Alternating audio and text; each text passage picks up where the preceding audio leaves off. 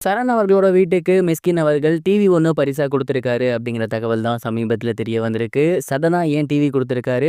என்ன நடந்திருக்கு? அப்படிங்கிறது தான் இந்த ஒரு வீடியோல நம்ம பார்க்க போறோம். சூப்பர் சிங்கர் 11 நிகழ்ச்சி சமீபத்தில ரொம்பவே சூப்பரா நடந்து முடிஞ்சிருக்கு அப்படின்னு தான் சொல்லணும். அண்ட் இந்த ஒரு சீசன்ல கலந்துக்கிட்ட சரண் அவர்கள் மக்கள் மத்தியில பேராதரவு பெற்றிருந்தாரு.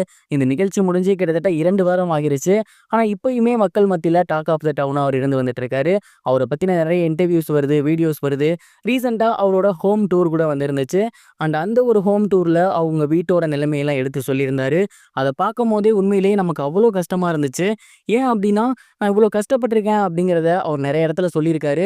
ஆனா என்ன அளவுக்கு அப்படிங்கிறத வீடியோவா பார்க்கும்போது தான் நம்மளால புரிஞ்சுக்க முடிஞ்சுச்சு. இப்படி அந்த ஒரு ஹோம் டூர்ல பார்த்தீங்கன்னா, அவங்க வீட்ல இருக்க ஒவ்வொரு விஷயங்களையும் காட்டிட்டு இருக்கும்போது டிவிய காட்டியிருந்தாரு. அது ரொம்ப பழைய டிவியா தான் இருந்துச்சு. அண்ட் இந்த ஒரு டிவில தான் நான் வந்துட்டு ஃபர்ஸ்ட்டு படங்கள்லாம் பார்த்துருக்கேன். சூப்பர் சிங்கர் நிகழ்ச்சிலாம் பார்த்துருக்கேன். அந்த நிகழ்ச்சியில நானும் போய் பாடியிருக்கேன். நானும் இதே டிவில வந்திருக்கேன் அப்படிங்கும்போது, எனக்கு ரொம்ப ரொம்ப சந்தோஷமா இருக்கு அப்படிங்கிற மாரி சொல்லியிருந்தாரு. அண்ட் இந்த ஒரு விஷயத்த கவனிச்சு தான் மிஸ்கின் அவர்கள் அவருக்கு டிவி பரிசு குடுத்திருக்காரு. ஏன்னா, இப்பவும் இந்த மாதிரியான ஒரு டிவி அவங்களோட வீட்ல இருக்கிறத பார்த்துட்டு, உடனடியாக மிஸ்கின் அவர்கள் ஒரு 52 இன்ச் டிவி ஒண்ணு ஆர்டர் பண்ணி, அத சரண் அவர்களோட வீட்டுக்கு அனுப்பிச்சிருக்காரு. அண்ட் அது மட்டும் இல்லாம சரண் கிட்ட என்ன சொல்லியிருக்காரு அப்படின்னா, "இந்த ஸ்க்ரீன் எப்படி மிக பெருசா இருக்கோ, அதே மாரி நீயும் லைஃப்ல மிகப்பெரிய அளவுல வரணும். அந்த சின்ன டிவில இல்ல, இதுக்கப்புறம் உன்ன நீ மிகப்பெரிய டிவிலயே பார்க்கலாம்." அப்படிங்கிற மாரி சொல்லி அந்த டிவிய பரிசா குடுத்திருக்காங்க. இந்த சீசன் ஃபுல்லாவே சரண் மற்றும் மிஸ்கின் இவங்களோட காம்போ அப்படிங்கிறது ரொம்பவே சூப்பரா இருந்துச்சு அப்படின்னு தான் சொல்லணும். "எந்த கஷ்டமா இருந்தாலும் நான் இருக்கேன். நீ என் வீட்ல தங்கிக்கோ. உனக்கு என்ன ஹெல்ப் வேணும்னாலும் நான் பண்றேன்." அப்படின்னு மிஸ்கின் அவர்கள் எப்போதுமே சரண பார்த்து சொல்லிட்டே இருந்தாரு. அது சும்மா ஆன் த கேமராக்காக மட்டும் கிடையாது.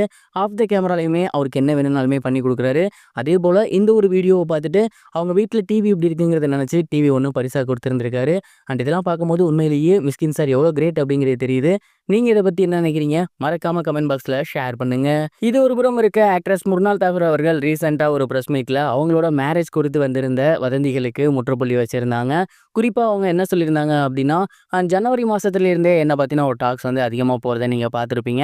குறிப்பா பிப்ரவரி 14 லவ்வர்ஸ் டே அன்னைக்கு எனக்கு மேரேஜ், அதுவும் இன்னார் கூட தான் மேரேஜ் அப்படிங்கிற மாரிலாம் சொல்லியிருந்தாங்க. அதெல்லாம் கொஞ்சம் கூட உண்மையே கிடையாது. சொல்லப்போனா லவ்வர்ஸ் டே அன்னைக்கு ஏப்ரல் ஃபூல் தான் நெறைய பேர் ஆகப் போறாங்க. அது முற்றிலும் வதந்தி மட்டும் தான். தனுஷ் சார் எனக்கு ஒரு நல்ல பிரதர் மாதிரி, ஒரு நல்ல ரிலேஷன்ஷிப் எங்களுக்குள்ள இருக்கு. இது கல்யாணம்லாம் கிடையவே கிடையாது. எனக்கு ஒரு கல்யாணம் நடக்கப் போகுது அப்படின்னா, கண்டிப்பா உங்க எல்லாருக்கும் சொல்லாமலாம் நான் பண்ணவே மாட்டேன். இவ்ளோ வருஷமும் நான் ரொம்ப கஷ்டப்பட்டு தான் இந்த ஒரு இடத்துக்கு வந்திருக்கேன். அண்ட் இந்த இடத்த ரொம்ப ஈஸியா நெறைய பேர் வந்துட்டு பறிக்க பார்க்குறாங்க. அதற்கு ஒருபோதும் நான் அனுமதிக்கவே மாட்டேன் அப்படிங்கிற மாரி முர்னால் தாகூர் அவர்கள் சொல்லியிருந்தாங்க. அண்ட் இன்னைக்கு தனுஷ் அவர்கள் கூட அவங்களுக்கு கல்யாணம் அப்படிங்கிற மாரி வதந்தி ரொம்பவே ட்ரெண்டிங்கா போணுச்சு. அண்ட் அந்த ஒரு வதந்திக்கு முற்றுப்புள்ளியும் வைக்கும் விதமா தான் முர்னால் தாகூர் அவர்கள் இந்த ஒரு விஷயத்த ரீசென்ட்டா பிரஸ் மீட்ல ஷேர் பண்ணியிருக்காங்க.